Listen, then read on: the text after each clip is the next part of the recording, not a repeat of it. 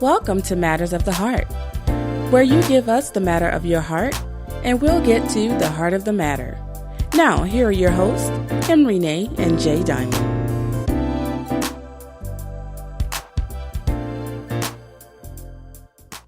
Hello, and welcome to Matters of the Heart. I'm your host, Henry Nay. And I'm Jay Diamond.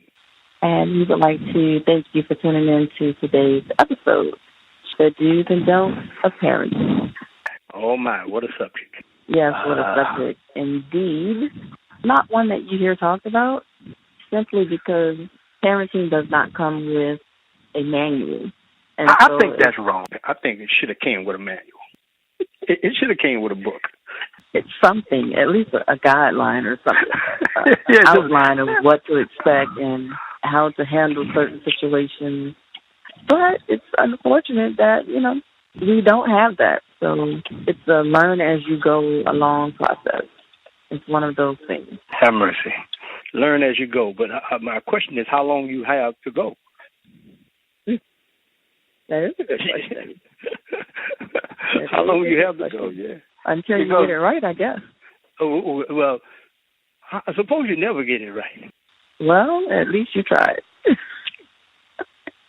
You gave it a try. But I think it's important that we go through different things with children, and we may not know the answers right away, and we may not know how to deal with something right away, but if we would take the time to maybe research, because there's somebody that has gone through what you're dealing with at that particular moment that may have written about it, and you may be able to take what they said and use it accordingly. Now, you may not be able to use everything, but at least what you need to move forward, in your situation. Correct. Well, let's look at some of the do's of parenting. One of the things I look at is, and I guess this is the number one, do expect parenting to be difficult.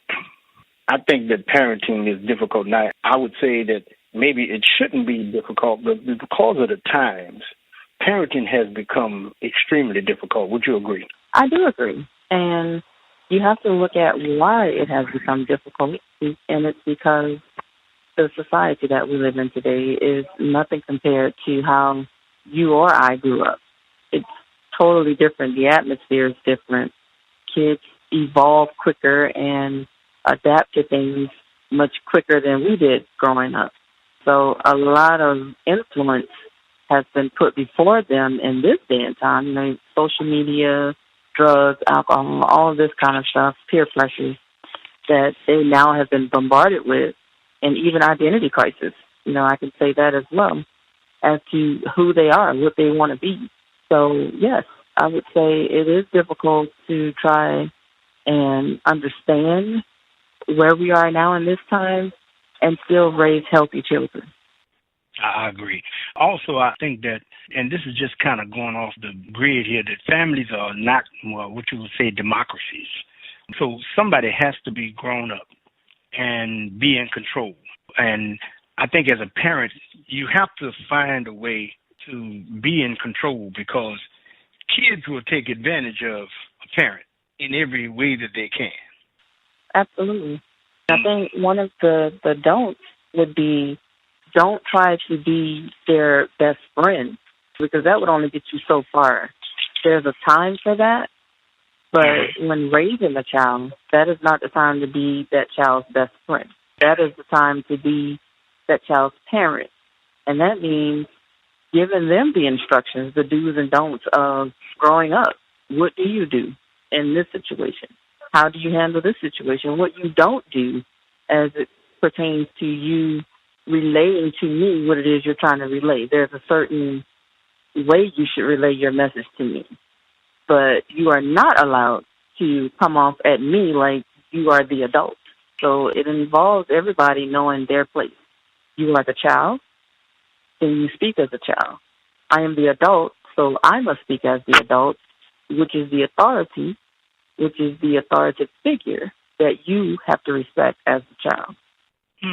So in respect of that, you'd have to be consistent with what you call family values and morals. You absolutely have to. My thing is, if you're not consistent, but yet you're expecting consistency from the child, you will never get it.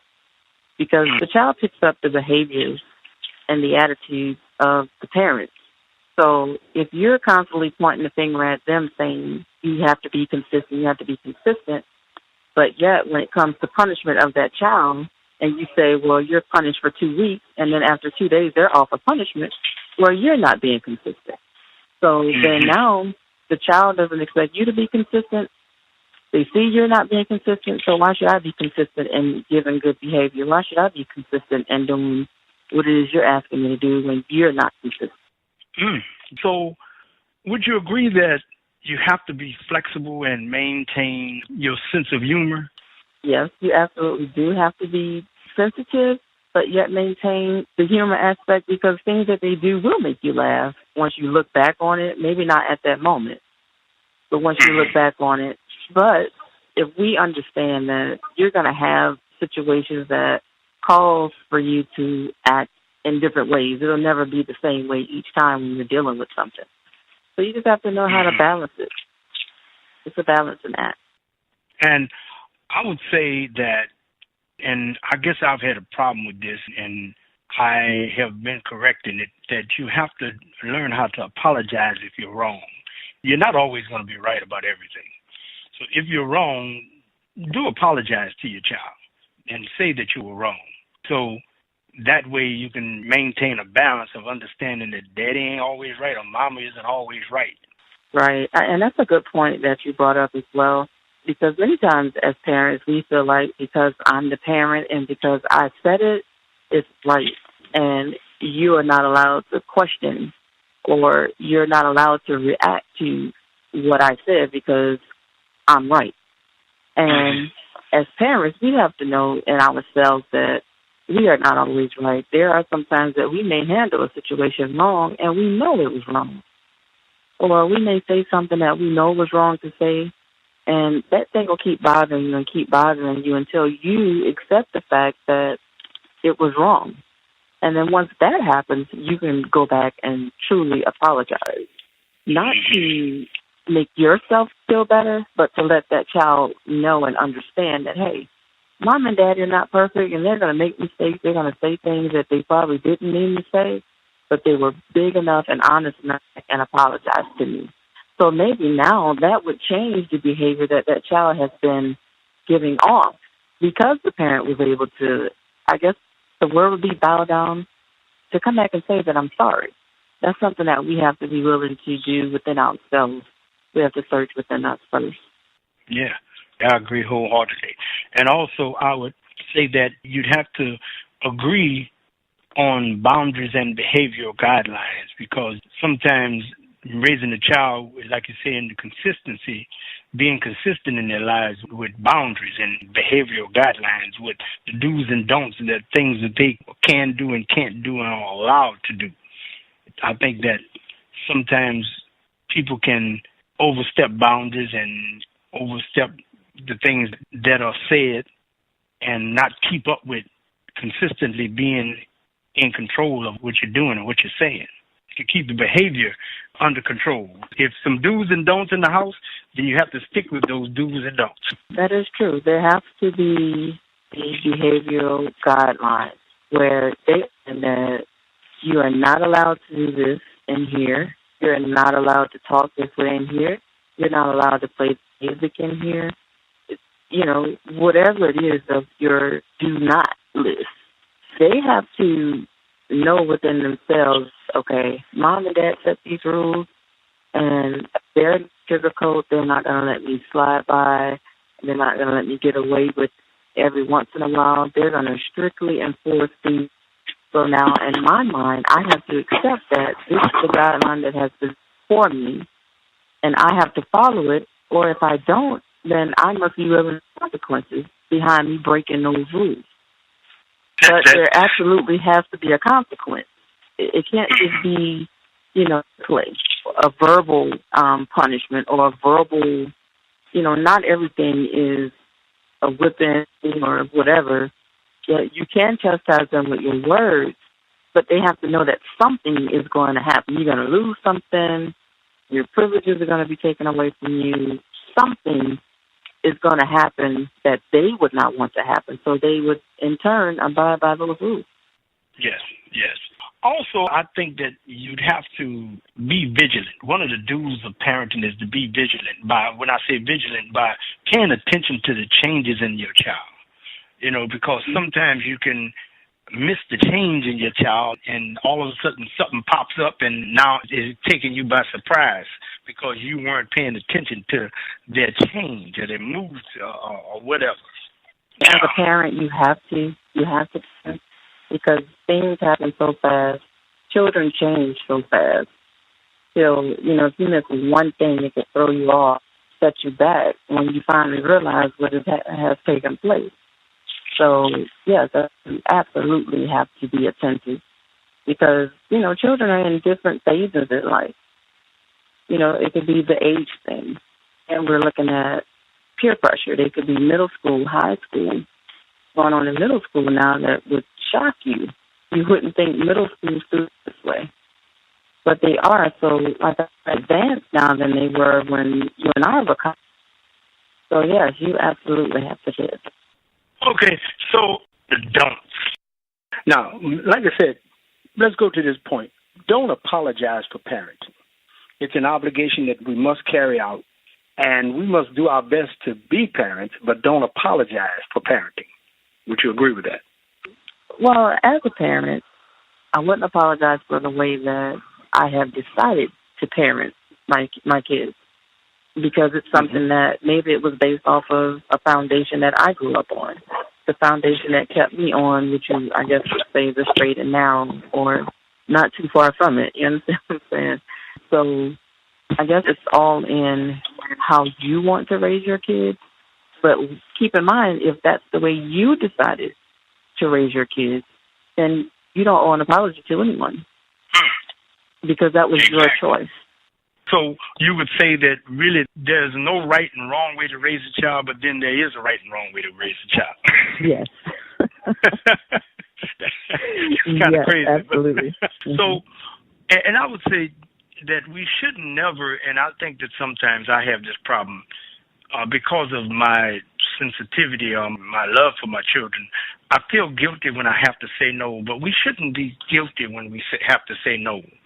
It's a difficult decision sometimes to do, but it has to be well thought out and well reasoned, or there has to be a well-rounded reason for you saying no and sticking to your guns of the no and not being guilty about, because kids can make you feel guilty. Yes, they can, but what we as parents have to realize is that if we said no, it was for a reason. It was for their best interest. But the only way you would allow yourself to feel guilty is if you know that, like, you absolutely said no just because you had the authority to do that. That would be the only way that I could say a parent feels guilty about saying no. But if it's for your best interest, then, yeah, no, I wouldn't feel guilty about it at all. Mm-hmm.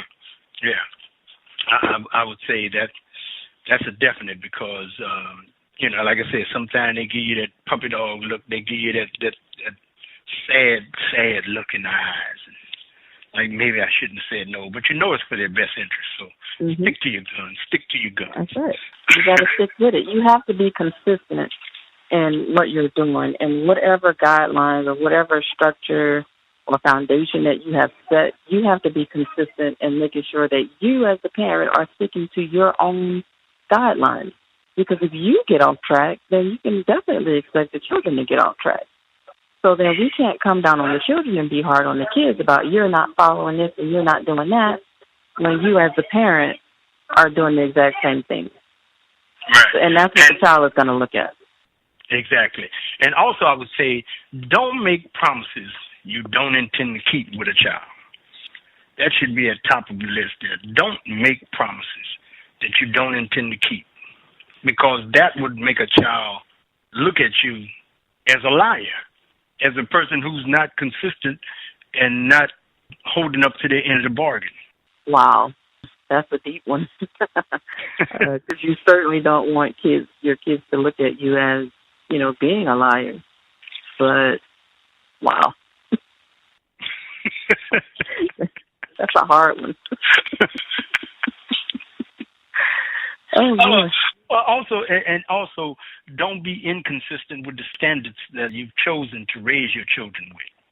Like, don't raise one way and then change in the middle and try another trick and just be consistent in your rearing of your child, because I think that if you be consistent, then they will get used to, okay, this is what mama said, this is what daddy said, they're sticking to their guns, so I can't cross this line.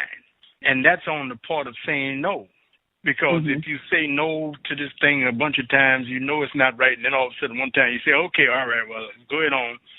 And then you come back again, well, no, well, you let me do it last time. Yeah. So, and the last thing you want is something to be thrown back in your face as that, to say, well, you let me do it before, so what's the problem now? And I think as parents, we have to be real with ourselves to know that what we do is trial and error, and what we may have started off doing may not be what they needed. It may not have worked.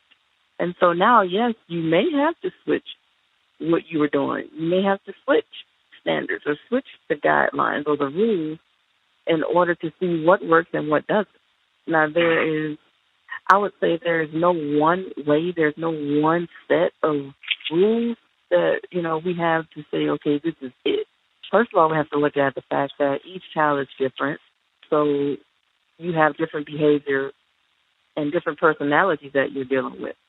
So how you're able to deal with one and get through to one, you may not be able to do the same for the other.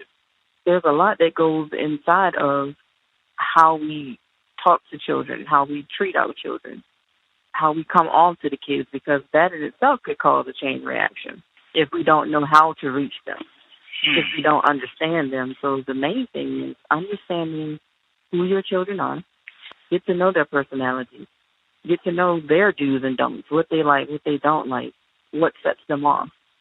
And as a parent, once we get to know that, then we know how to handle them in situations that may come about. Right. And also, I would say this is very important. This is more important than anything. Don't accept disrespect from a child. Don't accept when they're being disrespectful, and don't reward them when they're being disrespectful. Because sometimes you can give a child trying to think that you're going to appease them, but all you're doing is feeding into their habits, into their ways, and you're making them feel like, oh, it's okay to be disrespectful. I'm going to get the cookie anyway. So you want to, I would say, put your foot down on that one, not to accept disrespect from a child. You absolutely, absolutely cannot accept disrespect, because the only thing that does is you are creating a monster. You're creating, and I hate to say this, you're creating a criminal. You're creating someone who would grow up and have no respect for authority. So once you see that behavior is starting to kick in, then you as the parent have to kick in and decide what it is that you are going to do about it. Exactly. In commenting on that, disrespect goes both ways. Don't disrespect your kids, because that will bring another monster into play. Yeah, so, you want to not accept it, don't give disrespect. Exactly. Also, I would say, how would I say this? Don't expect your kids to, this is hard, to always like you or appreciate you. Now, that's hard, because we as parents always figure that our children should like us or love us. And I think that love and like is two different things. They may love you, but they don't like you. They don't like your authority. They don't like what you're giving out. And so don't expect them to always like you and appreciate you, and don't always expect them to like your answers or your authority, to like your position. Right. Kids absolutely will not. But that's neither here nor there, because I'm not here for you to like me. You may not like me, and this is something and you may not like what I'm telling you, but at the end of the day, you're going to respect my mind, and whatever I told you, you need to make sure you follow through. If it's something that I told you to do, whether you wanted to do it or not, you're going to make sure it's done. That's putting your foot down. Now, I don't have to go all out, but you need to know. There's just a certain fear that has to be put in them to know that if I don't do this, something is going to happen, and it's going to be something that I don't want, something I don't like. And therefore, as a parent, we don't have to get out of character. We don't have to go to the extremes to get them to understand that you're going to respect my mind and you're going to do what I told you to do as long as you're under my roof. Exactly. Put your foot down. That's right. Put your foot down. Stomp it hard. Pick it up when you need to. Yes, yes. I would say that on decision making with a child, I would say don't make decisions before you think about what the decision is. Don't make rash and harsh decisions, and to put some space between you and the situation first. Take a little time to think about it, to decide, because sometimes you can make a rash decision and then you have to come back and change your decision. So if you take the time to think about it, then you won't have to go back on your word. Right. Well, there's a saying that says, come let us reason together. So when there's a decision that needs to be made, how about we sit down and talk about it? Let's figure out if this is going to benefit you, how is it going to benefit you, and if it's not going to benefit you, what is the reason I should allow you to do whatever it is you're trying to do. I think when we get to the point where we can have open conversations and discussions with our kids without them being afraid to come to us and ask, is it okay if I go here? Is it okay if I do this? Without having the fear, saying they're always going to say no, no, no, because we don't talk about it. And, decisions involve communication. So we have to be able to communicate with our kids, not on the level where, they feel like they can come sit and prop their feet up and talk to us as if we're on the same, wavelength, but... With a cigarette and a beer in their hand. Exactly. Yeah, so not to that extent, but to an extent where we have open conversations. We understand each other, and we understand that I may not get the answer that I wanted, about this decision, but at least we had the conversation about it, and I understand where mom or dad is coming from. Right. So they don't walk away with a bitter taste in their mouth. So it's two-way, Two-way street, yeah. Yeah. Two-way street, yeah. Let's go to this part here. Let's talk about if parents are divorced.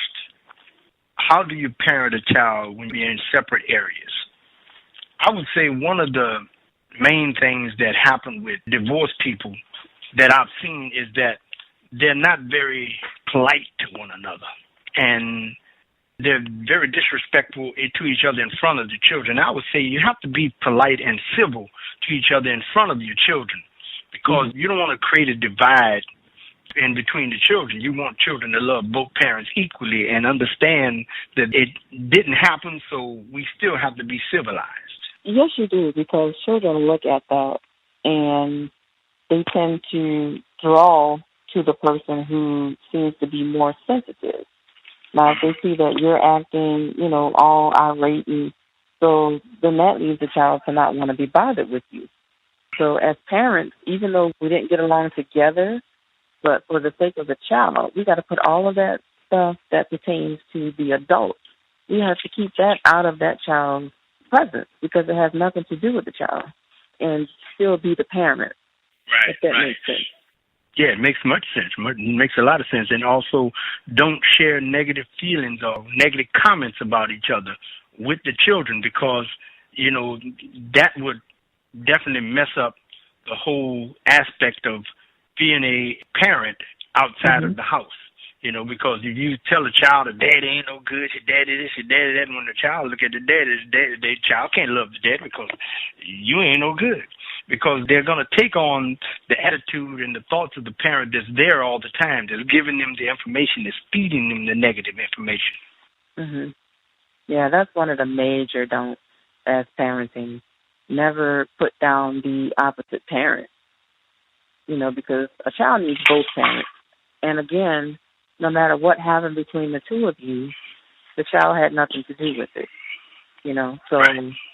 The worst thing you can do is try to paint a bad picture of the other person, because eventually that child is going to be drawn to that other person, because they see, if you keep putting them in the middle of what's going on between the two of you, eventually they're going to see who really is the bad person.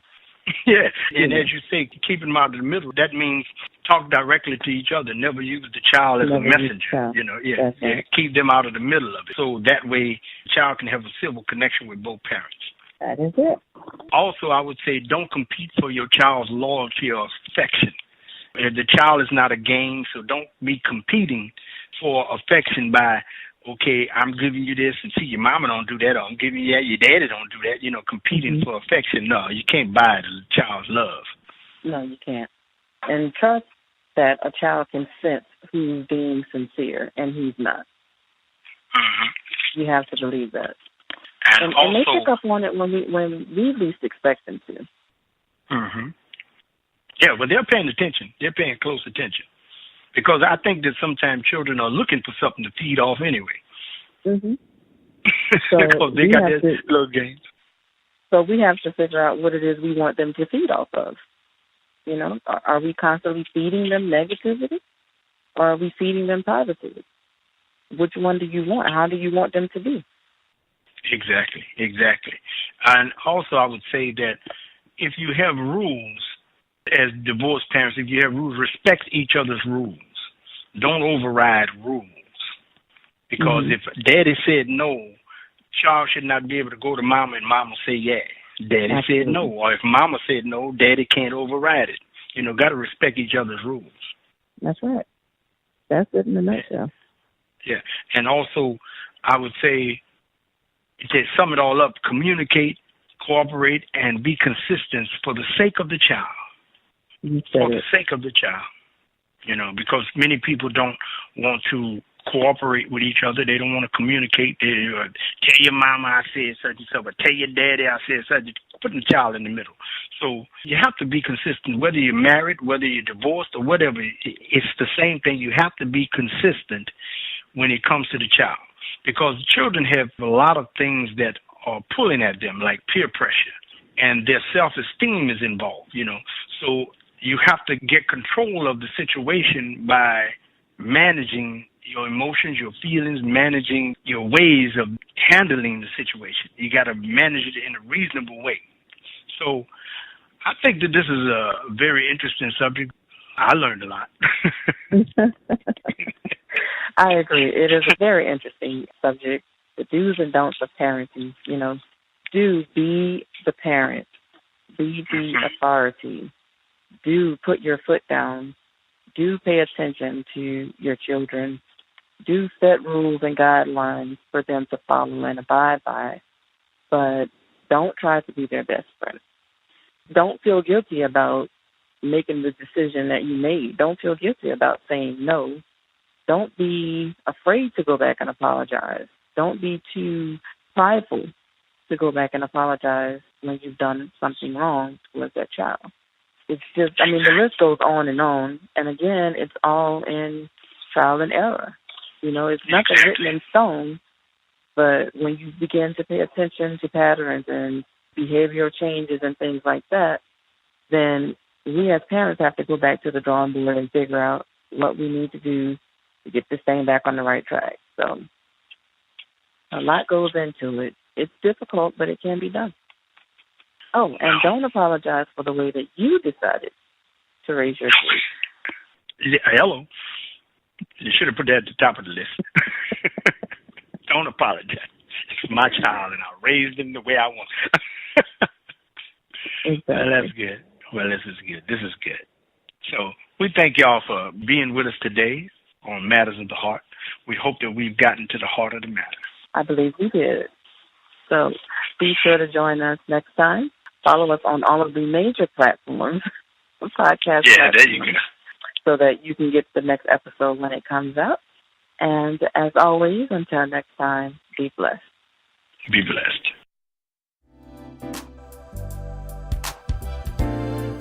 Thank you for joining us on today's Matter of the Heart. We would love to hear from you. If you have a matter of the heart that you would like for us to discuss, send it to yourmattersoftheheart@gmail.com. We would love to hear from you, and we value your input. Be sure to follow us on Spreaker so that you will be notified when a new podcast is uploaded. Until next time, as always, be blessed.